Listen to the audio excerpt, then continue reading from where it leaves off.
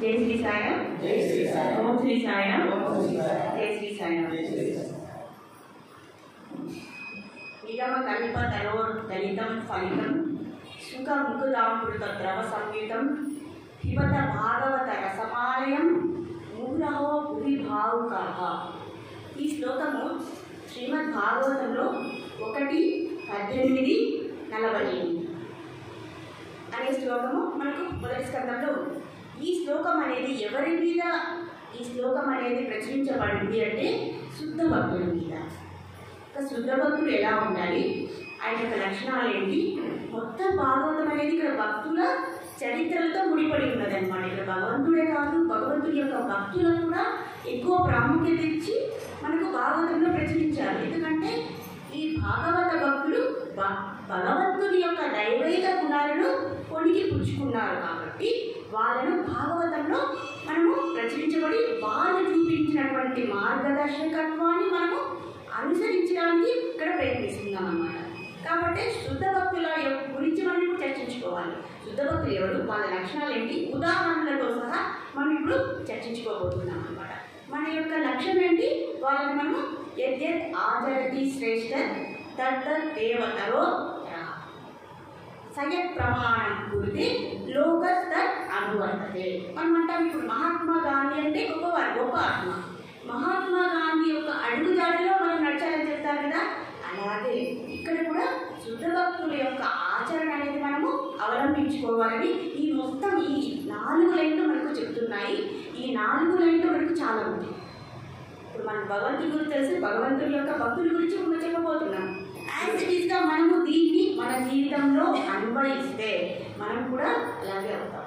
ఇప్పుడు ఏమన్నారు, భాగవతం అనేది ఒక కల్పవృక్షం అన్నమాట. వేదాల మీద ఒక కల్పవృక్షం. కల్పవృక్షం అంటే ఏంటి, అది శక్తి, అత్యంత శక్తి కలిగింది, దైవైక శక్తి కలిగింది. మనం ఏం అడిగితే అది చేస్తుంది అన్నమాట. మనకు వేద జ్ఞానం అనేటువంటి కల్పవృక్షము దాని యొక్క అది ఎక్కువ ఇచ్చేది ఏంటంటే అతి రుచికరమైనటువంటి దైవాంశ జ్ఞానం కలిగినటువంటి ఒక మామిడి పండు తీసుకుంది అనమాట కల్పవృక్షం. ఆ మామిడి పండు ఎలా ఉంది, ఆ జ్ఞానాన్ని ఎవరు తీసుకున్నారు, ఇక్కడ సుఖదేవ గోస్వామి. ఇక్కడ భాగవతం ఎవరి అధరామృతం నుంచి వచ్చిందంటే సుఖ మహర్షి యొక్క అధరామృతం నుంచి వచ్చింది కాబట్టి ఇంకా తీయగా ఉందన్నమాట. అలాగే ఇంకా భక్తులు ఆ సుఖదేవ గోస్వామి చెప్పినటువంటి జ్ఞానాన్ని అనుసరించినటువంటి భక్తుల నోట్లో ఇంకా తీయగా ఉంటుందన్నమాట. ఇప్పుడు మనం రసగుల్లా చూసాం కదా, ఆ రసగుల్లాని అందరూ తిన్నారా, మీకు ఐడియా ఉందా? రసగుల్లా ఇది పాలతో తయారు చేస్తారు. ఆ రసగుల్లాని మనము ఏ వైపు నుంచి కూడా తిన్నా కూడా మనకు తీయదనం అనేది ఆస్వాదిస్తాం. అలాగే ఈ కల్పవృక్షం, జ్ఞానం అనే కల్పవృక్షం అనేటువంటి మామిడి పండును ఏ చోటు నుంచి కొరికినా కూడా మనకు తీయదనము, కమ్మడిదనము, రుచికరం అనేది మనం ఆస్వాదిస్తాం. కాబట్టి ఇక్కడ చేశారు. కాబట్టి ఇక్కడ భక్తుల నోటి నుంచి వచ్చిందంటే అది ఇంకా అమృతము, అదరామృతం, సుఖ ముకుదామృత రసం అని చెప్పారు. కాబట్టి మనము భగవంతుని యొక్క భక్తుల యొక్క ఆశీర్వాదంతో మనకి ఇంకా బాగా మనం శుద్ధభక్తిగా తయారైపోతాం. అది ఈ శ్లోకం చెప్తుంది. ఇంకొక శ్లోకం ఉంది ఇక్కడ చెప్తున్నారు, తిరస్కృత విప్రలబ్ధ. నేను చెప్పాలనుకునేటువంటి శ్లోకము 1:18-40. తిరస్కృత విప్రలబ్ధ క్షప్త క్షిప్త క్షప్త క్షిప్త. తిరస్కృత అంటే ఏంటి, క్రిటిసిజం. క్రిటిసిజం అంటే ఏంటి, మనము ఎవరైనా ఏ పనైనా చేస్తుంటే వారిని విమర్శించడం. తిరస్కృత విప్రలబ్ధ క్షప్త క్షిప్త హతామి నా శత కొడియంతి అని. ఇప్పుడు చూడండి, మనం ఎప్పుడైనా సరే భక్తుల్ని దూషించాలనుకోండి, అది దేని కిందికి వస్తుంది, వైష్ణవ అపరాధం కిందికి వస్తుంది అన్నమాట. అందులో ఎవరెవరు ఉన్నారు ఉదాహరణలు అనేది మనం ఇప్పుడు చెప్పుకోకూడదు. నా శత కొడియంతి తద్భక్తా ప్రభవోపి అంటే ఇక్కడ ఏంటి, తిరస్కృత. ఎవరినైతే మనం భక్తులను ఎప్పుడైనా సరే వాళ్ళని దూషించినా, లేదా వాళ్ళని మనం తిట్టినా, లేదా వాళ్ళని హత్య చేసినా, వాళ్ళకి ఏ హాని పెట్టినా కూడా శుద్ధభక్తులు ఏం చేస్తారు, వాళ్ళు ఏమీ చేయరు. ఎందుకంటే వాళ్ళ మనసు వెన్నెలని మనం వేడి చేస్తే ఏమవుతుంది, కరుగుతుంది. కరిగి మనకు మంచి నెయ్యి అనేది అత్యంత ప్రముఖమైనటువంటి పదార్థము మనకు ప్రసాదం చేయడానికి. కాబట్టి శుద్ధ భక్తుల యొక్క హృదయాన్ని వెన్నతో పోల్చారు. ఆ వెన్నని కలిగితే నెయ్యే వస్తుంది. కానీ మనం ఇప్పుడు వాళ్ళని విమర్శించామనుకోండి, వాళ్ళు తిరిగి విమర్శించారు. మనం వాళ్ళని తిట్టామనుకోండి, వాళ్ళు తిరిగి తిట్టారు. వాళ్ళని కొట్టామనుకోండి, వాళ్ళు తిరిగి కొట్టారు. వాళ్ళని హతమార్చామనుకోండి, తిరిగి వాళ్ళని హతమార్చరు వాళ్ళు ద్వేషం అనే లక్షణమే వాళ్ళ దగ్గర లేదనమాట. తిరిగి ద్వేషించడము, తిరిగి వాళ్ళని మనము ప్రతీకారం, రిటాలియేషన్ అంటే ప్రతీకారం తీర్చుకోరనమాట భక్తులు ఎప్పుడు కూడా. ఎందుకంటే ఎవరైతే హానిని తలపెట్టారో వాళ్ళు అజ్ఞానులని భావించి వీళ్ళకు జ్ఞానం అనేది ఉంది కాబట్టి ఆ దయతో వాళ్ళు వాళ్ళ పనిని వాళ్ళ ధర్మం మీద నిలబడి ఉంటారు. ఇందుకు ఉదాహరణగా మనకు ఒక తిరస్కృత హఠాపిత, నేను ఒక 3 ఉదాహరణలు చెప్తున్నాను. తిరస్కృత అంటే విమర్శించడం. ఇక్కడ హరిదాస్ ఠాకూర్ అని ఒక విష్ణు భక్తుడు ఉండేవాడు. ఆయన రోజుకి 3,30,000 సార్లు హరినామస్మరణ చేశాడు. అందుకని 3,30,000 సార్లు అంటే ఒక రోజులో మనము అన్ని నామాలు చేస్తామా? హరే కృష్ణ కృష్ణ కృష్ణ హరే హరే, హరే రామ రామ రామ హరే హరే అనే మహామంత్రాన్ని ఆయన ప్రతిరోజు 3,30,000 సార్లకు పైగా చేస్తారు. అందుకు ఆ మంత్రాన్ని జపించినందుకు అప్పటి కాలంలో కొందరు ఏంటి, ఇక్కడ మతం అనేది ఉంది కదా, నీ మతం వేరే నా మతం వేరే, నీ జ్ఞానం వేరే నా జ్ఞానం వేరే, నీ దేవుడు వేరే నా దేవుడు వేరే అని అజ్ఞానంలో బ్రతుకున్నటువంటి ప్రజలు ఏం చేశారు? ఆయన్ని ఈ దేవుడు కాదు నా దేవుడు గొప్పవాడు, ఇవన్నీ ఉన్నాయి కదండి మన సంఘంలో ఉన్నాయి, ఎప్పటి నుంచో వస్తున్నాయి. ఆయన ఏం చేశారంటే ఆయన్ని హరినామస్మరణ మానేమని చెప్పారనమాట. ఆయన మానలేదు, నిత్యం చేస్తూ ఉండేవారు. మీ హరి గొప్పవాడు కాదు, అసలు మీ హరే కాదు, హరి మంచివాడు కాదు, ఆయన మిత్రుడు అని ఇలా ప్రచారం చేస్తూ ఉన్నారనమాట. అప్పుడు ఆయన్ని ప్రతి వీధిలో తీసుకెళ్ళి ఆయన్ని చెప్పులతో చీపుర్లతో ఇలా ప్రతి వీధిలో తీసుకెళ్ళి ఆయన కొట్టేవాడు అనమాట, అవమానించేవాడు, కొట్టేవాడు. ఎందుకంటే హరినామస్మరణ చేసింది. ఎంత అవమానించినా ఆయన ఏం చేశాడు? ఆయనకు శరీరంలో ఎముకలన్నీ విరిగిపోయి అయినా కూడా తిరిగి వాళ్ళని ఆయన ఏమాత్రమో రెస్పాండ్ అవ్వలేదన్నమాట. నాకు వాళ్ళని తిరిగితే కొడితే నా సమయం వృధా అయిపోతుంది అనే భావనతో, ఆత్మభావనతో, భావంతో ఆయన మంత్రం చేస్తూనే ఉన్నాడు. ఎలా ఎన్ని వీధిలో తీసుకెళ్ళి కొట్టి పెట్టినా కూడా ఆయన కొట్టిన వాళ్ళే అలసిపోతున్నారు, కానీ ఈయన మాత్రం అలసిపోలేదు. అప్పుడు కూడా హరే కృష్ణ అంటూనే ఉన్నారు. ఇలా ఆయన తిరిగి ప్రతీకారం తీర్చుకోలేదన్నమాట. అది శుద్ధ భక్తుడి యొక్క లక్షణం. అలాగే జీసస్ క్రైస్ట్, యేసు ప్రభు తెలుసు కదా మనకి, ఆయన మంచి విషయాలు, దేవుడి యొక్క విషయాలు చెప్పినందుకు ఆయన ఏం చేశారు? సిలువ వేశారు. తీసుకున్నారా మంచిది? ఇక్కడ తీసుకోవాలి. అలాగే జడభరతుడు, మీరు వినే ఉంటారు. వృషభదేవు మీకు భాగవతంలో వస్తారు. వృషభదేవ్ అనే ఆయన గొప్ప మహారాజు అనమాట, గొప్ప భక్తుడు. ఆయన కొడుకు భరత్ మహారాజు అనమాట. ఇప్పుడు మనకు భారతదేశం అని ఎలా పేరు వచ్చిందంటే ఆయన పరిపాలించారు కాబట్టి భరతఖండే అంటుంటాం కదా మన సంకల్పం చెప్పుకునేటప్పుడు.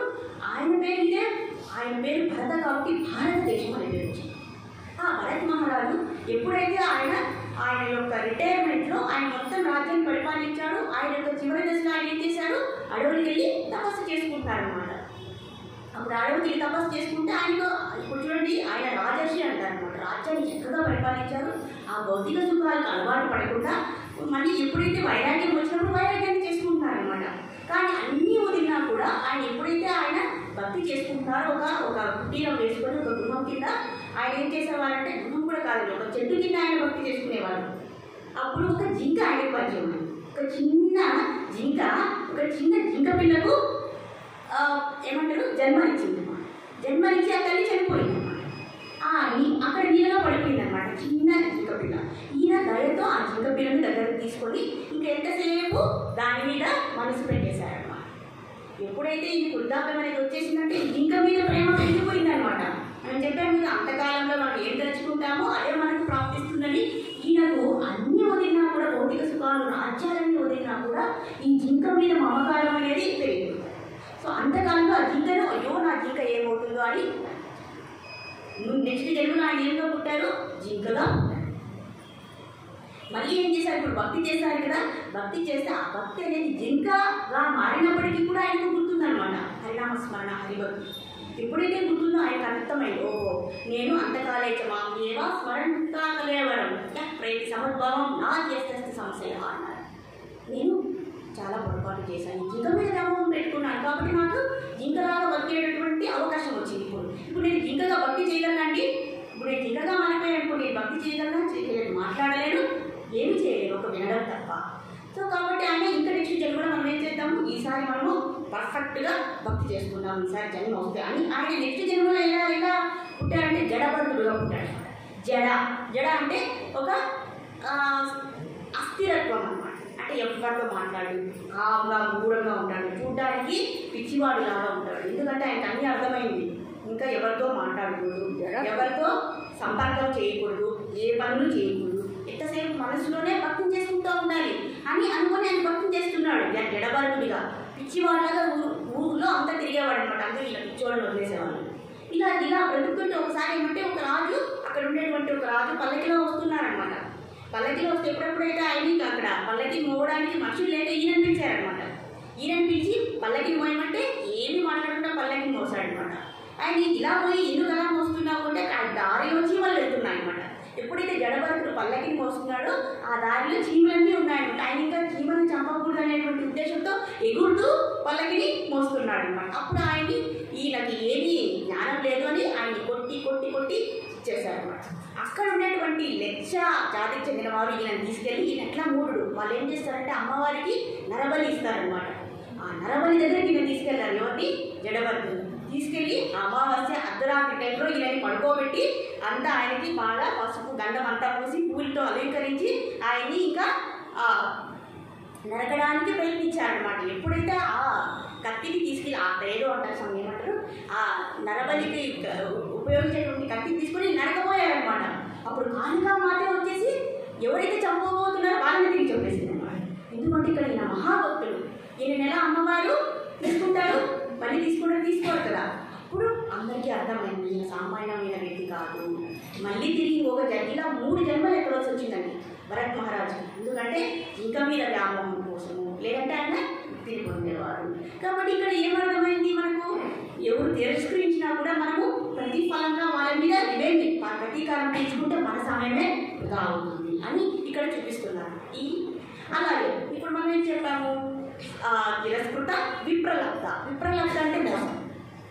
ఎవరైనా సరే మనకు మోసం చేశారనుకోండి, తిరిగి మనం మోసం చేశామనుకోండి, అది ధర్మయుద్ధం కాదు, ధర్మబద్ధం కాదు, భాగవత ధర్మం కాదు. దీని కింద ఉదాహరణగా ఎంతమంది వస్తున్నారో మనం ఇప్పుడు చూద్దాం. మొదటిగా వచ్చేది పరీక్షిత్ మహారాజు. పరీక్షిత్ మహారాజు అండి, విప్రలబ్ధానికి వచ్చేది పాండవులు ఎన్నో రకాలుగా మోసం చేశారు. లేదంటే కౌరవులు ఎలా మోసం చేశారు, యూదంలో వాళ్ళని ఓడించి వాళ్ళ రాజ్యాన్ని అంతా తీర్చుకునేశారనమాట. వాళ్ళని అడవులు పంపించేశారు, రాజ్య ప్రశ్నలు చేశారు, ద్రౌపదీ మాతను వస్త్రాపహరణ చేశారు. ఇలా ఎన్నో రకాలుగా హింసించారనమాట. కృష్ణ వాళ్ళతో ఉన్నా కూడా ఇన్ని ఇబ్బంది జరిగాయండి. కానీ వాళ్ళు ఎప్పుడు కూడా పాండవులు భగవంతుడిని నిందించలేదు. స్వామి నువ్వు మాతోనే ఉంటావు, ఇన్ని కష్టాలు, తినడానికి తిండి లేదు, అడవిలో బతకాలి, వస్త్రాలు లేవు, ఇల్లు లేవు, ఎప్పుడు అడవి వాసం అనేది చేయాలి, జంతువులే అభయం, ఇలా ఎన్నో పరిస్థితులు ఎదుర్కొన్నారు పాండవులు. అయినా కూడా మోసపోయినా కూడా తిరిగి కౌరవుల వాళ్ళు మోసం చేయలేదు అనమాట. ఇది శుద్ధ భక్తుల యొక్క లక్షణం. దీని కిందకి వస్తుంది. నెక్స్ట్ శాపం. తిరస్కృత విప్రలబ్ధ శత. ఇక్కడ శాప అంటే శాపం కింద ఎవరు వస్తారు అనేది ఈ శ్లోకం చెప్పేది. మొదటిది ఏంటి, ఎవరైనా మనల్ని విమర్శించిన, రెండవది మోసం చేసిన, మూడవది శపించిన. ఈ శాపం కింద చాలా మంది మహారాజులు వస్తారండి. మొదట వచ్చేవాడు పరీక్షిత్ మహారాజు. పరీక్షిత్ మహారాజుని శృంగి అనేటువంటి మహర్షి ఆయన్ని శపిస్తాడనమాట. 7 రోజులలో మీకు మరణం ప్రాప్తిస్తుంది. 7వ రోజు తక్షకుడు అనేటువంటి విషపాము వచ్చి నిన్ను కలిసి నీ ప్రాణాన్ని హరిస్తుంది.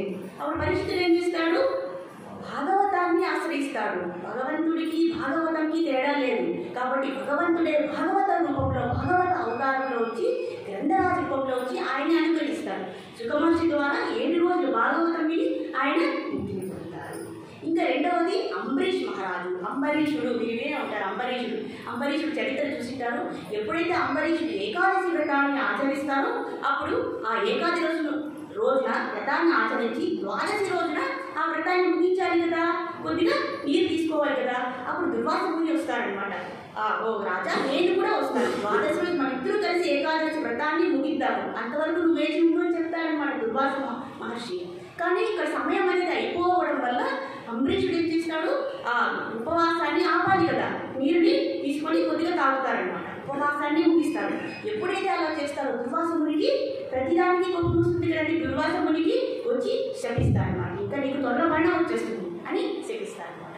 ఎప్పుడైతే ఆ మాట అన్నారో, ఇక్కడ అంబరీషుడు అంటే సామాన్యమైన వాడు కాదండి, చాలా గొప్ప భక్తుడు.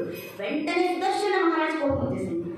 సుదర్శన మహారాజు ఇక్కడ ఉంటారు, విష్ణువు యొక్క వేరు పైన ఉంటారు. చక్రం సుదర్శన చక్రమే వచ్చేసింది అనమాట. ఇక్కడ భగవంతుడు కూడా సుదర్శన చక్రం అడగలేదు, వెంటనే వచ్చేసింది. ఎందుకంటే ఎక్కడైతే నా భక్తులు హింసకు గురి అవుతున్నారో అక్కడ భగవంతుడు అనేది ప్రాప్తి రూపం అనేది అక్కడికి వచ్చి కాపాడతానమాట. ఇక్కడ సుదర్శన చక్రమే వచ్చేసి దుర్వాసముని వైపు పరిగెడుతుంది అనమాట. ఇంకా దుర్వాసముని ఆ విష్ణు చక్రం యొక్క శక్తి కానలేక పరిగెడుతున్నాడు అనమాట. కైలాసానికి వెళ్ళాడు, బ్రహ్మలోకానికి వెళ్ళాడు, విష్ణులోకానికి కూడా వెళ్ళి రక్షించమన్నారనమాట ఆ సుదర్శన చక్రంని ఎదిరించలేక. అప్పుడు ఆ విష్ణు భగవానుడు ఏమన్నాడు, మేమేమీ చేయలేము, నా ఆజ్ఞ లేకుండా సుదర్శనుడు వచ్చేసాడు, నువ్వు అంబరీష మహారాజుని నువ్వు క్షమాపణ అడుగు, అప్పుడు ఈ కష్టం నుంచి నువ్వు బయటపడతావు అని చెప్పగానే ఇప్పుడు దుర్వాసముని వెళ్ళి అంబరీష్ మహారాజు యొక్క పాదాల మీద పడి క్షమాపణ అడుగుతారన్నమాట.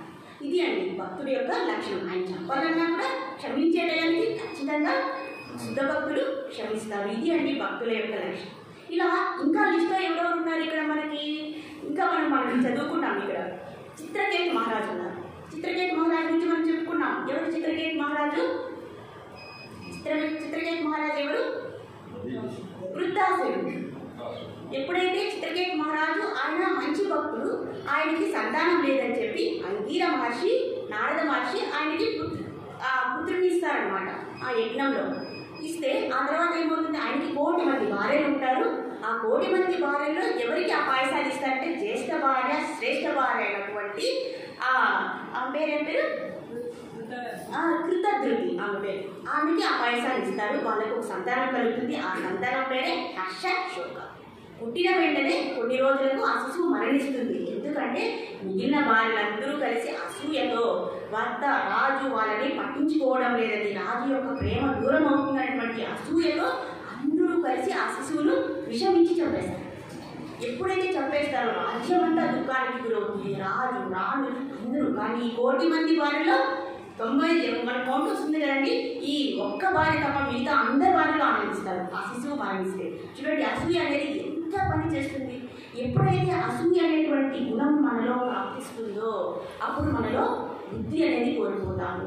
మన హృదయం అనేది కఠినంగా మారుతుంది. ఆ హృదయం మనసు చేసే పనులు విధ్వంసంగా ఉంటాయి.